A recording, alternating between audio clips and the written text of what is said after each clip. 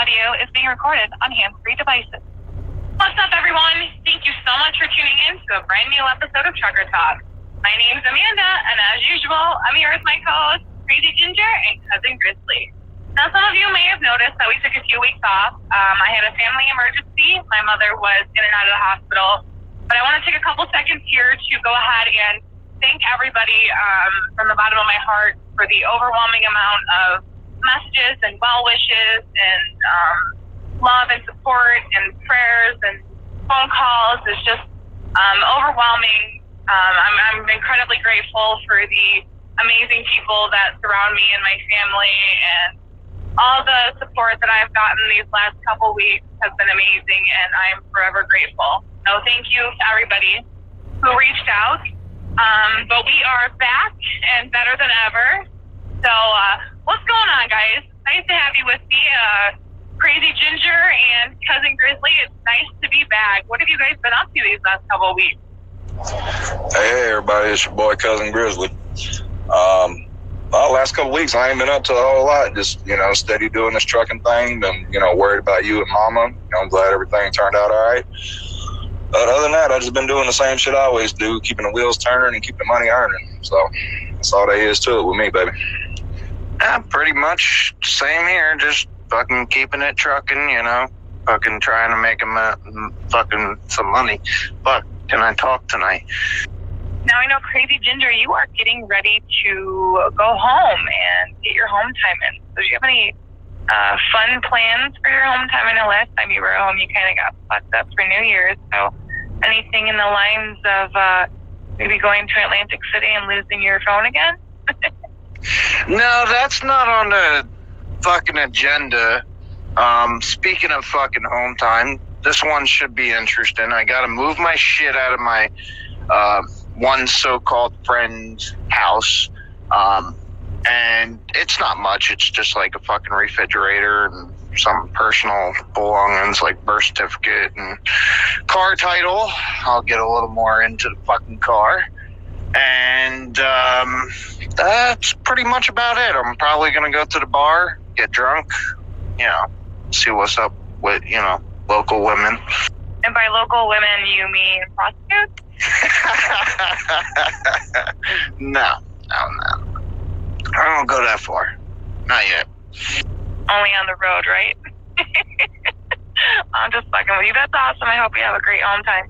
No, those lizards are pretty fucking awesome. You should try one out sometime. Now, I want to take a second here and let you guys know that we have a giveaway going on our Facebook page, facebook.com/Trucker Talk Podcast. We are giving away a $25 Visa gift card. All you have to do is go to our Facebook page, like the giveaway post, comment on it, and tag your favorite truck driver to give them a chance to win too. So somebody will be getting a $25 gift card. The giveaway ends February 8th at midnight, so get on it. Now, Josh, I heard you had an interesting day today. You wanted to tell us a little bit about your day? Well, to tell you the truth, baby cousin, it's been an interesting couple of days. Well, it's been an interesting week. But the specific thing that I was talking about early this morning off air, I got a phone call yesterday from a number that I didn't recognize. And anybody knows me knows that if I don't already have your phone number saved in my phone, then even if I do and you call me, it's a good chance I don't want to talk to you. So I didn't answer it. But they left me a voicemail. So I listened to it. And it was some lady, I can't recall her name, but she was apparently a talent scout for one of these great big mega national carriers that I'm not going to say the name of, but the first name start with J, the middle name start with B, and the last name rhyme with cunt. I'm sure y'all can figure it out. But she was calling to talk to me about local job opportunities in my area. So I figured, what the fuck, wouldn't hurt to listen. I'll play along. So I called her back, and she was calling to talk to me about a job that starts at 2:45 in the morning. Runs Monday through Friday, 10 to 12 hours a day, hauling dresses and pantyhose and fucking garter belts and feminine products and some other shit to Ross Dress for Less stores. I ain't got nothing personal against Ross Dress for Less, but they don't ever carry nothing in my size, so I ain't never shopped at the motherfucker. So there's that. But, you know, she was telling me all this shit, and I said, all right, well, we got the who, we got the what, and we got the where and the when. I said, let's get to the how much. That's where it got funny. She says, so right now we're offering $22 an hour flat. I said, uh-huh. And she says, based on a 50-hour work week, you can expect to make $57,680, I think she said $57,685 a year. Uh-huh. All right, let's back up a step. So when you said 22 an hour flat, does that mean what I think it means? She say, what you think it means? I say, I think it means no overtime pay after the 40th hour. She goes, yeah, that's what that means. And I said, uh-huh, all right. And I said, is there anything else?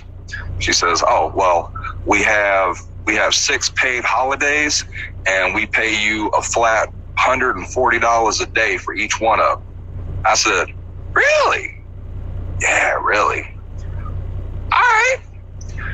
And then I just got tired of fucking with her, and I was like, look, the job I have right now, you can't match it. You can't beat it. You're not even coming close. She says, what you mean? I said, you offering 22 an hour flat and 6 paid holidays at 140 a day, right? Right. You ain't offering no mileage pay. Nope. Okay. Well, I'll go ahead and give you the lowdown right now. At the present moment, your boy make 48.5 cents a mile, $22.50 an hour for everything outside the truck. I get 6 or 7 paid holidays at $240 a day. And last year I cleared $70,000. And you coming at me with this shit about hauling shit to stores and having to hump freight out the back of a trailer onto a conveyor belt and all that shit for a $13,000 a year pay cut, and I got to get up at 1:30 in the morning? No. And then she says, well, are you home every night? No. She says, well, with us, you'd be home every night. Cool.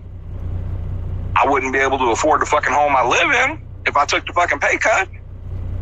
But, you know, you find something better, you know, come holler at me. I'm not hard to get a hold of. You obviously got my number. So there you go. And that was pretty much the end of that. Right. What home? Wouldn't be able to afford your home with that pay cut. That's crazy. Yeah, I get emails occasionally and text messages I get. It's like, it seems like once you put your number on any of those like trucking websites or anything like that, it seems like they just like sell your information or something. But speaking of new jobs, I think Ginger over here is thinking about switching up. Yeah, I've been looking into it, and it's been running through my mind for the past, a couple weeks. Checks haven't really been the way I want them and whatnot, and this week I'm actually getting a fucking pretty awesome fucking check, but I fucking killed myself this week. There's been a little fucking hiccup in the last maybe 3 days that is throwing a lot of fucking wrenches into a few things and kind of making me think double time over it. Well, I hope whatever you decide that it works out for you, because we all know that as truck drivers, our options are definitely not limited, and definitely don't settle for something that isn't going to pay you and treat you what you're worth. That's my advice to you or anybody out there. Right. I hear you. It's just, fucking shit just never fucking ends, fucking crazy shit happens whether I'm home or not home. And just recently, I was notified Monday morning that my car is now stolen and there's nothing I can do about it. What? Okay, that's crazy. How did this happen? Well, my friend has been using my car. a very good friend. I've known him for a long time. He's been upkeeping the car and whatnot. I, had him do an oil change on the car, fucking clean it up, this, that, the other thing, fucking fix the tires, all this other shit that I don't have time for. And, he did all that, and it's looking good and everything. And the other day he had ran into a house and fucking didn't think anything of it, because I live in a fucking area that's not even remotely fucking dangerous whatsoever. I live in New Jersey on right by the fucking island, as you know, and there's nobody around. I mean, we don't think anything of it. I mean, in the summer, yeah, we're locking our cars up and everything else, but in the wintertime, we never really fucking lock our cars. We'll fucking leave the cars unlocked, keys in it, fucking have a ball, but it never fucking happens because you don't have that kind of shit going on. Well, supposedly it happened Monday, so that's where I was at, and I told my friend to call the police and make a police report of it being stolen and whatnot. They took the information that he gave, but they won't do anything because he's not the owner. And then as I was running into a little thing, I hate to throw Grizzly shit out there, but a couple weeks ago he had, left his keys in the car and whatnot, and his girl's wallet was inside or whatever. And I'm calling the police and trying to say, yeah, I'm the owner of the car, and I didn't think anything of it. And here I am, I'm miles away, fucking claiming to be an owner of a car that's fucking stolen, and they just won't fucking take it. God damn. Always something with you, Ginger. Always something with you, man. You got some sketchy-ass friends. I'm not trying to throw somebody under the bus, but you got some fucking sketchy-ass friends. That's all I'm saying about that whole situation. Somebody pawned your car for money. Anyway. Crazy. Fucking crazy. Yeah, bro, that's some bullshit right there. But just for the record, I didn't lock my keys in my car. My girl left her wallet in my glove box, and we both forgot about it. And I took my happy ass to work, and by the time she realized it, I was like 250, 300 fucking miles away, and I wasn't getting back for a couple of days. So mama had to drive back and forth to work with no wallet, no ID, no debit card, no nothing. So her ass was sucking some seat by the time she was driving to work every day. Every time a cop pull up behind her, she thinking, fuck, this is gonna be the time I get pulled over. I am hooked. Well, that's crazy. Ginger, I honestly hope that you get that figured out, or sorted out, or get some kind of justice or something. You need to stop being so damn trusting with people. Anyway, before I turn into your mother, have you guys read any articles or anything like that? I was reading something earlier. I think it was on cdlife.com. Holla. There was a zebra or a zebra. I don't know how people say it, but I say zebra. Escaped from some guy's truck at the fuel island in Tennessee. So there was a zebra running around Love in Tennessee. Isn't that freaking crazy?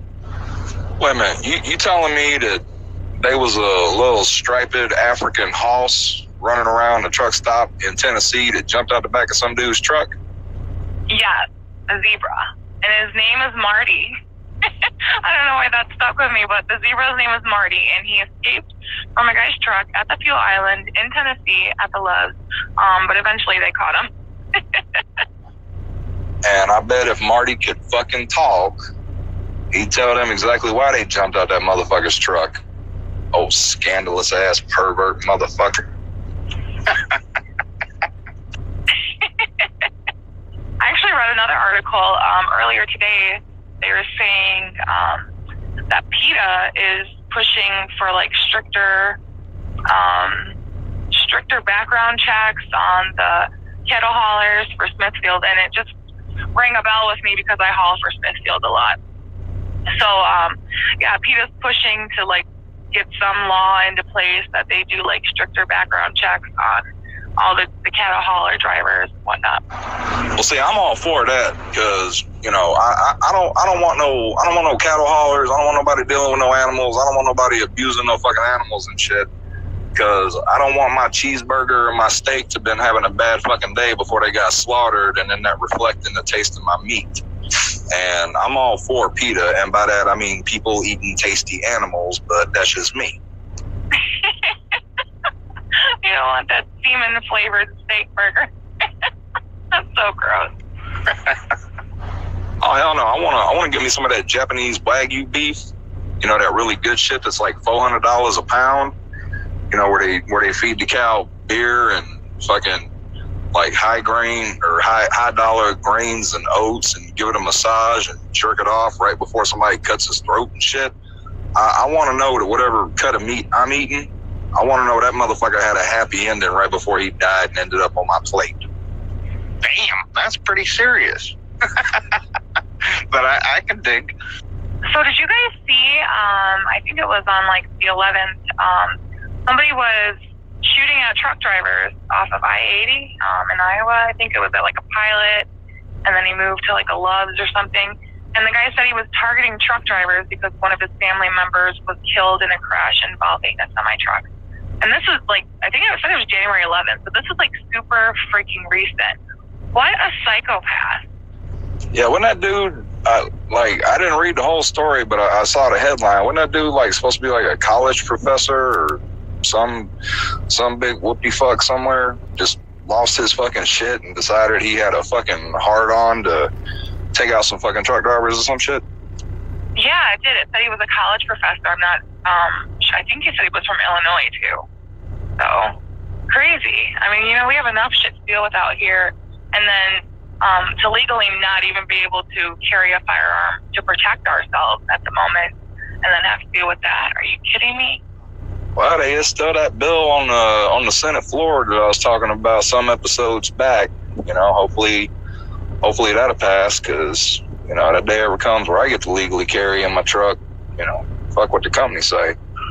You know, somebody acts stupid around me, start shooting at me and shit, you better trust and believe I'm fucking shooting back and I'm emptying the goddamn clip. I guess the truck driver ended up, he saw him pulling into the Pilot. I forget where it was. I think it was in Atalissa, Iowa. Somewhere off 80 where I'm pretty sure Crazy Ginger and I have stopped plenty of times. A truck driver ended up like hitting his car and like pinning him under his trailer so he couldn't kill anybody. So he pretty much saved the day. Yeah, that's some fucking crazy ass shit. I didn't see that. All I can say to that is good for that fucking truck driver, you know? I mean, we drive 80,000 pound killing machines. You know, that's how the public wants to paint us. Fuck it. If I need to use this motherfucker to put somebody out of commission from doing some stupid shit, you trust and fucking believe I'll fucking do it. And then I'll call my safety department and tell them to suck my dick. Thank you very much. Damn right, I would do the same. Right? For sure. But yeah, so how's the weather been by you guys? I have been driving through Ohio the last couple of days, and it has been a nightmare. This morning was a fucking skating rink out here. This afternoon, too, just accidents everywhere, people in the ditches. What's the weather been like by you guys?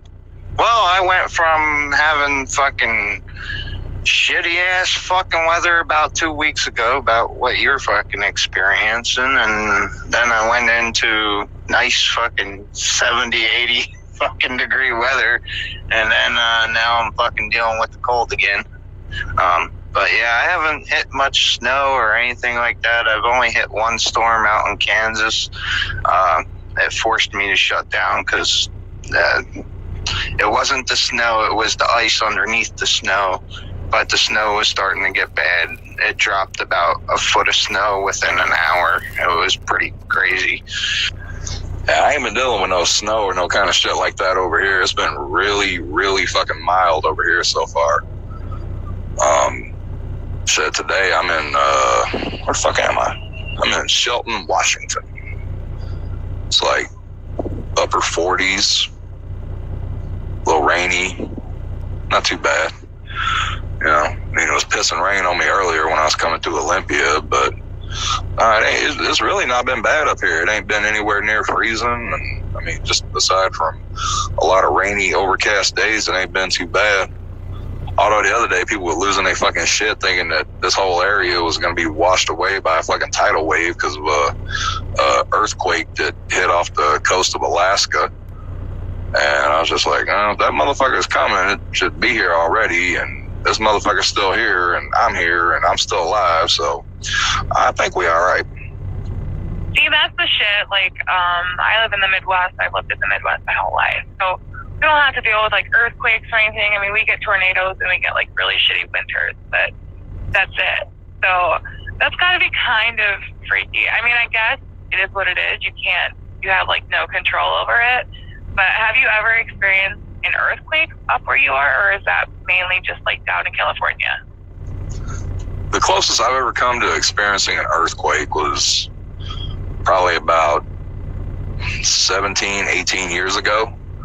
I was sitting at a bus stop on the corner of 122nd Division in Southeast Portland, and I felt the ground start rumbling underneath my feet.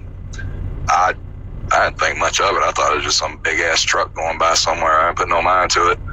And then later on found out that there was an earthquake somewhere either off the Washington coast or the Oregon coast or some shit, but they could feel the tremors all the way in Portland, which is like 100 and some miles inland. And I was just like, yeah, cool. No, it didn't really bother me none. I mean, as many times as I've been down to California and shit, you know, especially going into San Francisco, going across the Bay Bridge and, you know, what's that other bridge? When you go into Oakland, I can't recall the name of it right now. I've been stuck in traffic on them motherfuckers. I'm just sitting there thinking to myself, this would be a really bad fucking time for a really big earthquake to come through here and knock this motherfucker in the ocean when we sitting on this big ass bridge.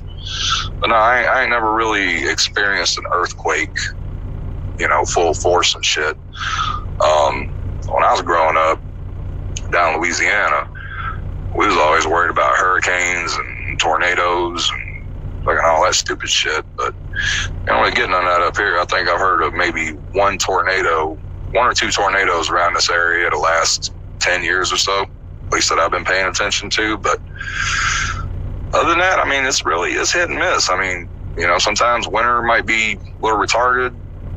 It gets really fucking hot in the summertime, and then it'll fucking rain like a motherfucker for 2 weeks straight.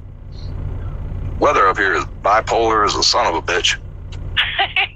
That would be insane to be on the bridge. I forgot the name of it already. I was thinking Golden Gate Bridge, but now you're stuck at the Bay Bridge, something, I don't know what you said. Anyway, that would be insane to be on there, and then an earthquake hit, and then that shit just falls in the ocean. Fuck that. Yeah, I ain't never been across the Golden Gate Bridge. I mean, I probably could go across there one time, but no, when I used to run to South San Francisco all the time, back when me and Brother Jeffro, shout out Brother Jeffro, when we was team driving, that was the way we would go to South San Francisco, is go across the Bay Bridge, coming in off of 80 to hit the 580 to the 880 to the 101 to the this to the that to the fuck your mama and all that shit. Yeah, I hate San Francisco. I hate Los Angeles. I hate any largely densely populated fucking area down there. Anybody's listening to this and you live there and you take offense to what I say, I don't give a fuck. It's not for me. It's not my deal. If I have to go to San Francisco, I try to make sure that I can get in and get out before my day is up, because I don't want to have to look for parking around that motherfucker, because you ain't going to find it. Yeah, I think Crazy Ginger, you've been over there, right? You've been to San Francisco. Yeah, I fucking hate California, period. I'm glad that I don't go that way anymore. I don't go any farther west than fucking Colorado, and I don't even go up in the Rockies, so yeah, I'm fucking extreme happy that I don't go over that way anymore. See, I don't mind going to California most of the time. If I can stay either on or right near I-5, or maybe a few places on the 101 that I know like the back of my hand, if I can stay someplace where I know I can find a parking spot at the end of the day, cool. no fucking problem. Yeah, that's how it works sometimes. It sucks, but some weeks are good, some weeks are bad. That's the perks of being a truck driver. But anyway, yeah, well, since I've been driving through some insane winter weather here, I figure we would talk about winter weather driving. What are your guys' craziest winter driving experience? If you had to pick one, let's hear it. I would have to say, Amanda, after I got done with my training, I was going through Colorado on I-70 through the Rockies. I had a teammate with me, which had less experience than I had, was no help whatsoever, and it had started snowing. I didn't think anything of it and whatever. Well, that's when I learned about, must chain up, got all these flashy lights and have to chain up. And it took me fucking hours to fucking chain up and figure out how to fucking chain up. But like I said, that was like fresh out of fucking school. Time to learn, motherfucker. And ever since then, I fucking never did any sort of chaining up. You said, fuck that. Never chained up again. Yeah, I hear ya. Colorado and Utah and all that in the winter time. No, thank you. What about you, Cousin Grizzly? Oh, honey. I got so many fucking stories about driving in the wintertime. If I had to pick one, it was the most fucked up. Well, let's see. There was a time I was coming down Mount Ashland at the Oregon-California border heading north, coming down fully loaded in an automatic Freightliner Cascadia with the road completely covered in snow and ice, and no chain warning in effect before I go running up the fucking hill. And later come to find out they put the chain warning in effect as I was going up the hill, and then started coming down the other side. And I'm going down in fucking like 7th gear. I managed to get it down there. I had the Jake brake on. I was covering the foot brake, all that shit. Well, only problem being I let the RPMs drop too low, and that motherfucker dropped down to 5th gear. And in the process of doing so, it bucked. And then my front end started to turn one way. My trailer started to turn the other way. And I look over to my right, and all I can see is darkness and 1,000 feet of imagination between me and the ground. So that kind of sucked a little bit. I just gave a little tap on the throttle and got it back in, and I went down the hill the rest of the way doing like 5 fucking miles an hour, fucking holding on to the trailer brake the whole way. That was the one that almost made me shit my pants. Y'all have seen the video of me driving to Lake Tahoe with a foot of snow on the ground, going 12 miles an hour and all that shit with a line of cars behind me. I think the one that pissed me off the most was the first winter at the job I have now when I went to Montana. And back in the day, we used to service Napa Auto Parts stores. We don't do them anymore. But on this particular run, I had something like 18 stops. And probably 8 or 9 of them were Napa stores. And it was snowing over there, and it was cold as shit. And every other place that I went to, aside from Napa stores, I never had a problem.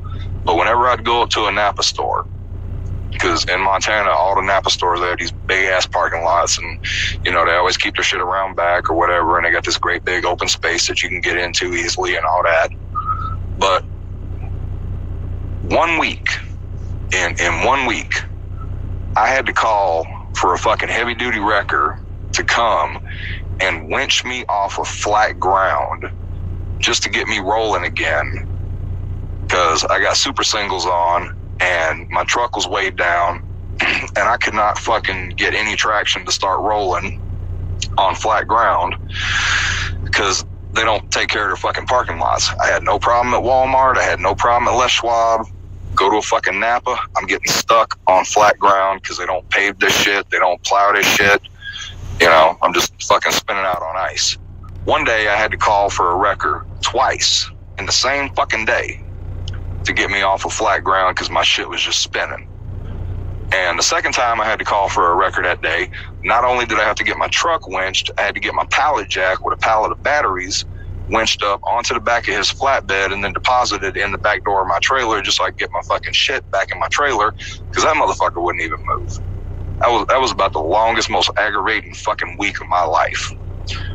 But we don't do Napa anymore, and I don't get to go to Montana much anymore, so it is what it is. If I can make it all the way through this winter without having to throw chains once or go any place where there's a bunch of snow and shit, I am perfectly okay with that. Damn. Yeah, that sounds like it would be incredibly frustrating. That reminded me of me 2 weeks ago at the yard. My truck, when I got stuck bobtailing, my truck yard is just a sheet of ice. They don't, like Cousin Grizzly was saying where he was, they don't treat the yard or anything like that. And I had parked bobtail and ended up getting stuck, put the differentials on, still wasn't working. So my boss ended up tying a chain to the back of my truck and pulled me. And when he pulled me right into the back of somebody's car, into their bumper. So that was fun. But yeah, winter driving is no fun. It's no fun. Let's see if we have any new drivers that listen to us or anybody who's wanting to get into the truck driving industry. What piece of advice could we give them for winter driving other than don't do it? What would be a good piece of advice that you wish somebody would have gave you? I don't know about the single best piece of advice I could give, but just a short list of advice that I would give. You know, one, learn how to throw fucking chains. You know, I don't care if it's steel chains, I don't care if it's cables, you know, whatever the fuck, fucking get them shits out, put them on, practice, fucking practice. Because there's going to come a day when you're going to be stuck on the side of the fucking road and it's going to be dumping snow and you're going to be up to your knees, on, you know, laying in slush and shit. And you're going to be sitting there cold and miserable fucking with these chains trying to put them on, and you're going to be fucking hating life, but you got to do it because you got to keep going. You know, practice that shit, get it down to a fucking science, get it to where you can do it quickly and efficiently and correctly. You know, but when you throw the chains on, a little sharp piece on that motherfucker, make sure that goes to the outside and make sure the shit fits right, and don't lose your fucking cam lock. You know, keep a bag of kitty litter with you or rock salt or some shit like that in case you get stuck somewhere like my dumbass did. You know, keep some of that diesel treat shit with you so your fuel doesn't gel up. You know, pack extra clothes, keep food in your truck, get a fucking inverter, put a microwave in your shit. There's been times when I've had to spend the night on the side of the road somewhere with no cell phone service, no satellite on the PeopleNet unit, no nothing. And, you know, all I had was a little fucking 12-volt plug-in lunchbox stove and a fucking can of Campbell's Chunky Soup. But fuck it, it got me through till the morning until the fucking road crew came through. You know, short of that, just learn all the shit you can learn, do what you gotta do, slow the fuck down, you know? And if the shit is just too fucking bad to go and you just don't feel comfortable going, don't fucking go. It ain't fucking worth it. Fuck what your dispatcher say, fuck what anybody says. You know, their goddamn load of fucking socks and drawers and shit ain't worth your ass. Period, point blank to fucking end. Couldn't agree with you more. Yeah, I absolutely agree with everything that you said, Cousin Grizzly. Very good advice. Another thing I would add to that is keep a bottle of rubbing alcohol with you. Throw that shit, mix it in with your windshield washer fluid. Keeps your shit from freezing up. Kitty litter's a good one. Rock salt.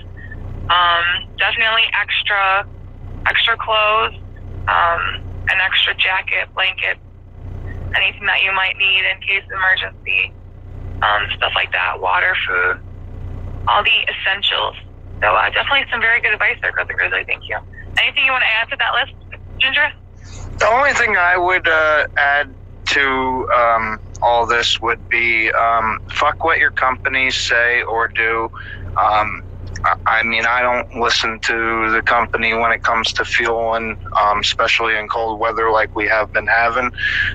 Just when you get to your fuel stop, I would fucking fill it. Fill it every fucking time, because you just don't know what you're going to run into. You don't know what's going to happen. You don't know what you're heading into. You know, it's good to have extra fuel if need so, you know, just in case if you do get stuck or something, you can turn on your APU if you have it, or, you know, a bunk heater, you know, whatever. It's just nice to have the extra fuel. And if nothing else, just leave the goddamn truck running, okay? If you're a company driver, like most of us are, you're not paying the fucking fuel bill. Somebody else is. If fucking somebody out of 8 gallons of fuel is the difference between you fucking staying warm and sleeping comfortably and fucking freezing to death, fuck them. Run that motherfucker. I'll run this motherfucker all night long.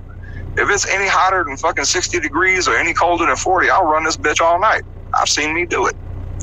And a lot of these newer trucks have anti-idle on their trucks. There's ways around that. I know a lot of the Freightliners, all you have to do is push in the parking brake and keep your trailer brakes locked, but release the parking brake, and that overrides the anti-idle. Use Google. There's ways to get around that. So, like Cousin Grizzly said, just idle your truck. Fuck what they have to say about their little 3 gallons of fuel that you're going to burn. You know, your life is more important than that shit. Yeah, the one thing I would add to it is I've driven in a lot of different trucks, Freightliners, Kenworths, Peterbilts, all sorts different models of that. Western Star, you know, I'm not going to name them all, but most of them have a little sensor on the mirror. It's the temperature setting. If you go inside the truck stop, get a cup of hot water, fill it all the way up, put the sensor in that cup, and then that water, the hot water will raise the temperature to the truck.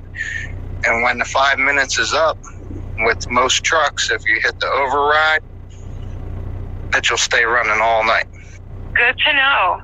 Good to know. So, anything else you want to add to that list before we get on to Cousin Grizzly's Jokes Against Humanity? No, I think we covered most of it, unless Grizzly can think of something.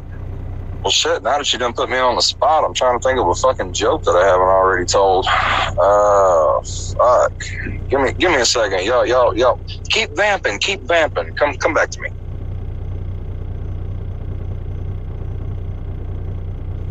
Somebody came unprepared. What's new?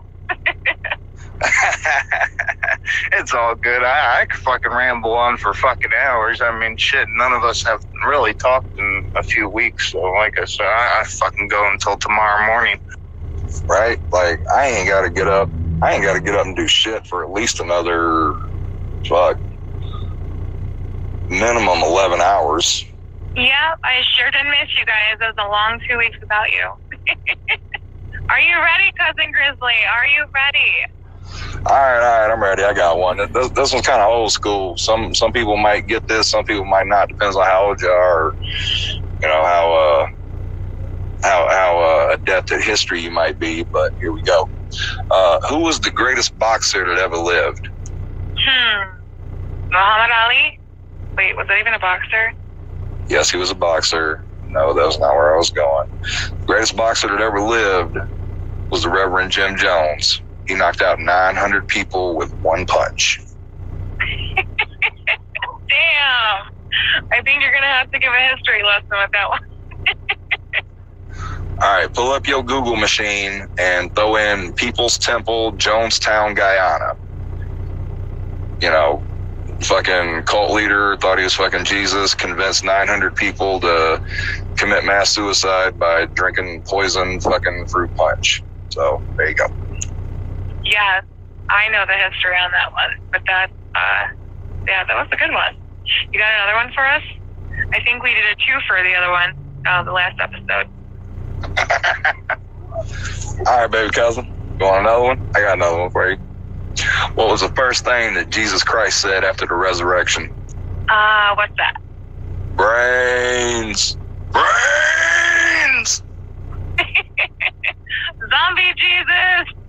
That's awesome. That's too funny. Well, it's been awesome having you guys back together with me. It's a long 2 weeks without you.